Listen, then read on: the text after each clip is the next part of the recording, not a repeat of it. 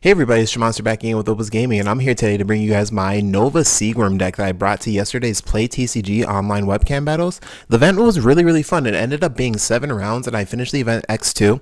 The losses that I took were a little bit unfortunate, but we'll talk about my matchups, my losses, and stuff like that at the end of the video, as well as where I think like kind of my deck stands in the general meta. But it was really fun. Picking a deck for this event was actually pretty difficult because I have a few different decks built that I think are really strong, but I ended up deciding to go with this Siegwurm Nova build that didn't play any Nexuses just because I feel like the deck is definitely not dead with the hit to white control being so many aggro decks in the meta that can kind of outpace it in the early game. I feel like we can adopt a lot of different strategies and play a really good mid-range deck with also having probably some of the best like meta to meta counters in red, that being things like Starblast Draw, Burning Force on color that can counter things like purples on summons, counter things like yellow trying to build a board when they're not quite ready, or just their general Nexus building. It's really nice having a general good matchup into the meta. But before I ramble on too much about what I think about Siegwurm Nova, think about my build and stuff, we're just going to jump into the build and discuss that. Getting over to the deck profile portion of the video, we're going to talk about our spirits and our low to the ground spirits here. So these are going to be our 1 and 2 drops. We have 2 Rain Needle, 4 Overraptidon, and 2 Flamefish. The Overraptidon and the Rain Needle obviously do the same thing. They're 1-cost spirits with 1 reduction, so they can come down and really be effective ways to produce core reduction for you. Or they can be 4K pokers, they can be 4K defenders that can kind of wall out your opponent's really low to the ground attacks. So it's nice like that if you can't develop too much of a board. Flamefish can come in and be really effective against purple and yellow strategies, popping things like Beldegorf on the board, popping things like Hippocampo that they kind of want to float out. And sometimes against certain strategies you don't want to attack in the early game to kind of see what they're playing and kind of seeing what their game plan is and what they have in hand. So sitting on these and punishing your opponent maybe for an Exhaust Nexus, because this is sitting at 3k and you can hit something back on their field, is really effective. So I like all of these low to the ground cards. They kind of provide different points of value, but they're all very valuable. Set these guys up. I'll try to keep it as efficient as possible. All right, moving on to our 3 drops. The 3 drops are also very strong. They both do something similar, which is going to be Dinoman Tyrannoid and 3 of Bearded Eagle, or 4 of Bearded Eagle, my bad. Dinoman Tyrannoid just being a very early card that you can cast for 3 with 1 core on it and just being a 6k body, and Bearded Eagle being a spirit that you can cast for free and getting up to 7k is really effective. Sometimes I wall my opponent out in the mid game with the 7k spirit, and then I can drop my Siegwurm Nova after that. Or sometimes if I'm the aggressor in the strategy or in the matchup, because sometimes you have to pick between being the aggressor or being a really defensive player in the game, and you really have to make that decision pretty early on, or else you can lose the matchup. But if I'm using this as an attacking spirit, I can attack with it with 4 cores on it and know that I'm pretty good to use an Ice Wall defensively, or an Ice Shield defensively. So we really like both of these. They come in and really help with the fluidity of the playstyle that Nova has, where you have to decide, like I said before, if you're going to be the aggressor or if you're going to play more so to your defense. So next up, we're going to talk about our 2 4 drops and our 5 drop, actually, which are all going to be kind of some of your bigger spirits that take a little bit more time to play. So we have 2 Blade Dino Parasaur and 2 Sortosaurus. The main combo that you have with these 2 spirits, sorry about that. The main combo that you have with these 2 spirits is that you can swing with Sortosaurus either at 3k and going up to 5k, so you can dodge Burning Force on the first attack, or it being a 4k that goes up to 6k just for 2 cores, and you can really push through some of your opponent's 5k spirits and they can't block effectively. But if you swing with this, they don't block, and then you attack with Dinosaur or Blade Dino Parasaur, Confront forces them to block. You can draw a card by paying a soul core, and you re-stand the Sortosaurus, who can then either be a blocker on your opponent's turn or be an additional attacker on your turn. So that's really nice. It comes down, it's not too expensive, and it has good core economy because it's 4 cores for 7k as well. So it comes down and is a nice player for this deck. I like it in the lower portion of the deck. Next up, we have Storm Beast Emperor Thunder Leon. Emperor Thunder Leon comes in against a lot of those go wide strategies. There are times where I'll drop this on my turn 2 if I'm turn 1 player and my opponent goes 2-cost spirit, 2-cost spirit, and it'll pop things like a Freezatol and a Penton, and then they don't get the draw for Freezatol, which can be really, really big against yellow strategies.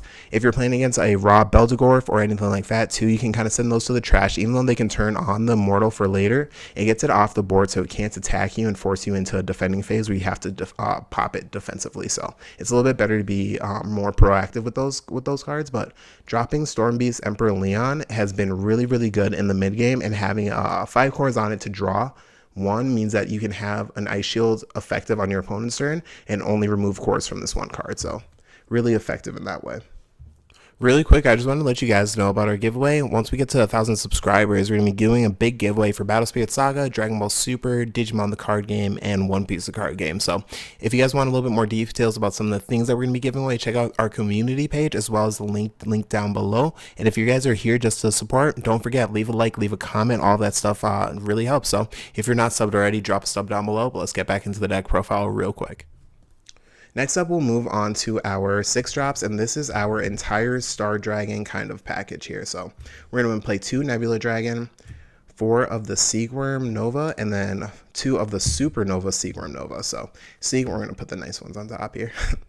So this is a really consistent package. I feel like this is the same package that I was playing at Vegas, and it just proves to be super consistent. It doesn't overclog your hand with things like Nova or things like Imperial Dragon, or I'm sorry, the Nebula, that doesn't turn on your recovery, but you have a good amount of options for each. I would say that against those Terrasaur decks especially, you do want to respond a little bit earlier with your Supernova Dragon Siegwurm Nova. This card, getting this card on the board in the first like 3 to 4 turns in response to your opponent kind of being aggressive with their hand is actually really important, and if you don't see that in your matchup, it can be very difficult. So in the future, I could see myself playing just a few more Star Dragons kind of in general, but I'm not 100% sure why I want to take this. So this is the package that I went with for the event, and it was very, very consistent with this type of strategy. Like I talked about in the intro, I'm not playing any Nexuses in this deck, so playing cards like this in kind of like a smaller ratio so I don't get clogged on my draws is very important. So as well as playing some of those 1-cost spirits and things like that too, they kind of provide the same reduction that you would get from playing your Nexuses. All right, moving on into our big boys, we have our last 2 big finishing cards, which is going to be Dualgon Mechalord Durmdyna and Giganorex. Giganorex is really good because, as you see, all of our low to the ground cards are either Emperor Beasts or Terrasaurs with a few Star Dragons in there, and then we have our Star Dragons on the top end. So this card comes in as kind of like a representation of like a 6-cost card is what I reckon it to. Sort of like you play like your mini boss monsters before you play your big boss monster, and it comes out, and it being an 8-cost, it does have an 8-cost effect. So if you have a board of just 2 Terrasaurs and you drop this guy for 4 in the mid game and he just buffs your whole board, it can really swing tempo in your favor for going into the later game, so that you can then drop your Supernova Siegwurm and recover 5 and pop your opponent's board. Durmdyna's in here for the heavy control matchups, and we didn't see any of those unfortunately today, but honestly I feel like a lot of the time we're going to go more so for the tug of war in the war of attrition. So we're going to go more so toward things like Giganorex or a Siegwurm Nova. So this card actually might just live in our sideboard, but we'll see what we end up doing for the future. Moving on to our magic cards, we're going to hit the mainstay of the deck. This is going to be 3 of the Big Bang Energy. We'll just talk about this card by itself. It's a part of the Star Dragon combo. It costs 4 reduction with 2, so it gets down to 2, and it can make all of your Star Dragons in hand, including Nova, cost as much as your life. So there were times where I played this card as early as 4 life. I was playing a tug of war with my opponent. We were both at 5 life. He had a whole board of Hippocampo, and I had pretty much nothing on board actually at that point. So what happened was I was able to resolve Big Bang Energy with 3 spirits on the board. So my first Imperial Thunder Dragon only cost me 1 core with his own reduction. So 1 core, he comes out, and now everything else is free for the turn. And I went pretty much straight into a Supernova Thunder Dragon Seaworm, and I was able to wipe his entire board. His entire board added up to exactly 10k. So that was really, really rough for him to deal with that early in the game. But opening these in the early game and making sure that you have a consistent number is really good. It is a card that I am considering putting up to 4, but that's only if I change the general strategy of the deck to be more so of a drop Siegwurm in the early game, then follow it up with a Siegwurm in the mid or late game. So we'll see if that kind of strategy kind of takes place in the future. Drop these guys here. Next up, we're going to talk about our removal pieces, which are going to be 4 Burning Force and 1 Volcanic Break. Burning Force is one of the cards that I say is the most reason that you want to play a main deck red deck, just because you have access to these cards in color. And Volcanic Break is honestly an all-star that a lot of people aren't paying attention to quite yet. This card is fantastic. I accidentally built this deck with only one of it. It was a very big oversight in my part because this card comes in and hits cards like Bearded Eagle super effectively. So you really want to be playing this card in red decks at 2+. In my opinion, it was a mistake for me to play it at 1, but I really like Volcanic Break a lot. It's good removal and it's very efficient, honestly, because you'll use things like if you don't use a Terrasaur, if you block with a Flamefish, your Flamefish dies, you pop something else on the board, and then your opponent still declares another attack. You hit him with a Volcanic Break, so you get a double use out of your Soul Core in 1 turn, and that's really nice for red decks, so pretty effective. Next up, we're going to talk about the other reason that you want to play red as your main color in Battle Spirits, Starblast Draw. This card coming in for, actually we'll talk about the Charge Draw as well. Both of these cards do the same thing, and actually we'll talk about these cards because these are the reason that I don't play Nexus in the deck.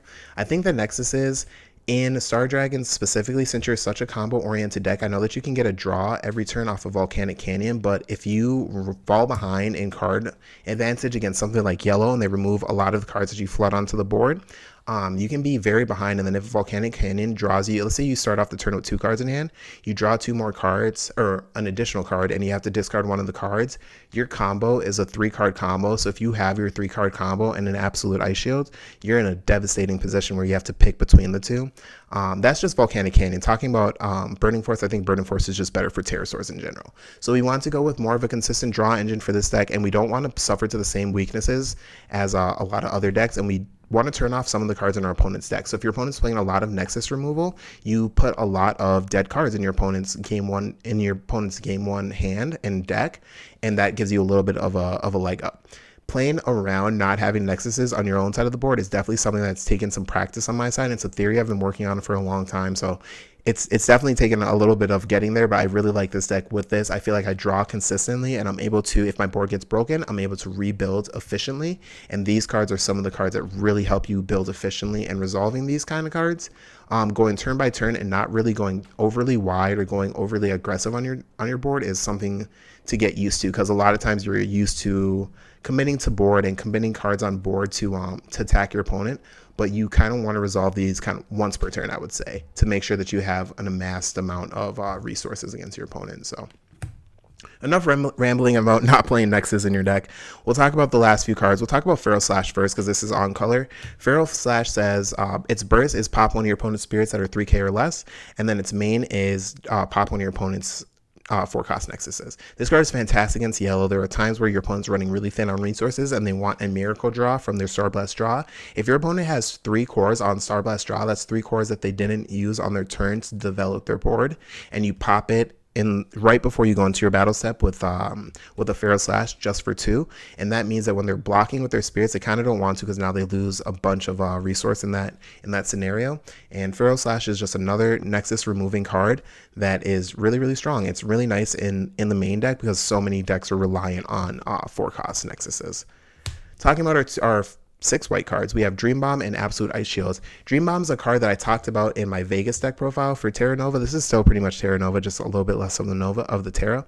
But Dream Bomb is fantastic. It comes in and answers so many bad situations for you. It can hit a Maduke, which is really bad. I didn't see any in the tournament today, thankfully. But just tempoing out your opponent, if you hit an Infinity Mothership and an Axebiter in the first 4 turns of the game, you can really swing tempo back into your favor for no matter what they've done to you so far, just because you hit so much value just for resolving 1 Dream Bomb. So this card is fantastic. It serves its purpose for sure in the main deck, and it's kind of it's a jack of all trades. You use it in so many situations to kind of get yourself in a good position. Sometimes you just use it to clear your opponent's last blocker, so you can just go for game there. But next we have Absolute Ice Shield. We're playing a mid-range deck, so the whole theory for the deck is making sure that we live, and having these in the early game against more aggressive strategies so that we're able to either pile on our own aggression or fully deal with our opponent's board is really nice. So we're playing 4 of the Absolute Ice Shield. I've talked a lot about what I think about the Nexuses and why I built the deck like this. This This pile of cards, I believe I'm at 53 for the main deck, is super consistent. It was very nice for me. I know 53 is a crazy number for a lot of people to hear for a main deck, but honestly, with the amount of draw that we have, and I want a good variety of cards because I can't rely on just an aggressive strategy and I can't rely on just a defensive strategy as Siegwurm Nova. So kind of piling this all together and coming up with this has been really effective for me so far. So I've been doing a lot of testing with this. I like it a lot, but we're going to talk about the side deck really quickly before we talk about our matchups and how the tournament went.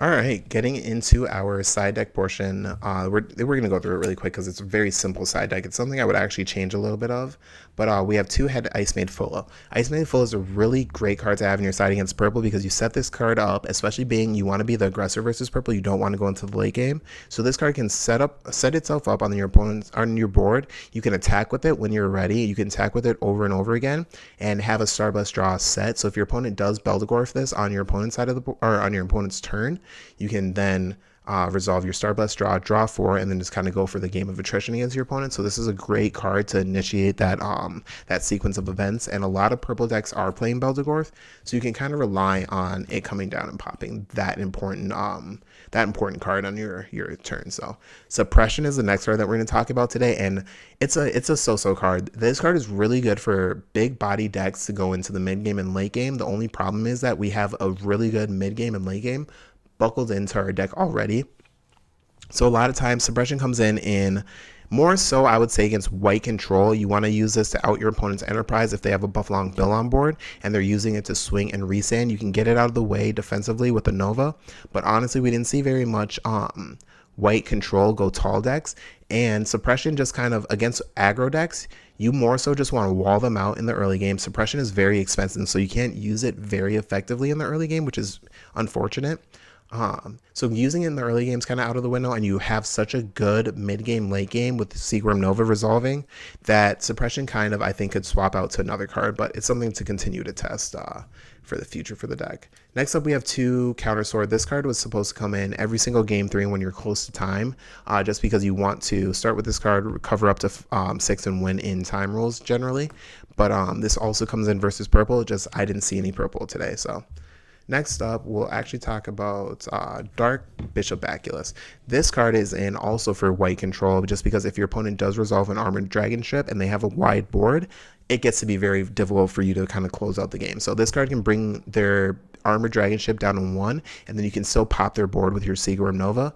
I didn't see any white control, and I didn't see any armored dragon ship come down, except for one person slammed it on their very last turn, but I was able to just swing through and go for game. So that one didn't matter too much. So next up, we have our last 3 1-ups that are just in the main deck that come in as 2-ups. So we have Feral Slash versus yellow, Storm Beast, Thunder, Emperor, and Leon against white decks, as well as against like some of the lower to ground aggro yellow decks.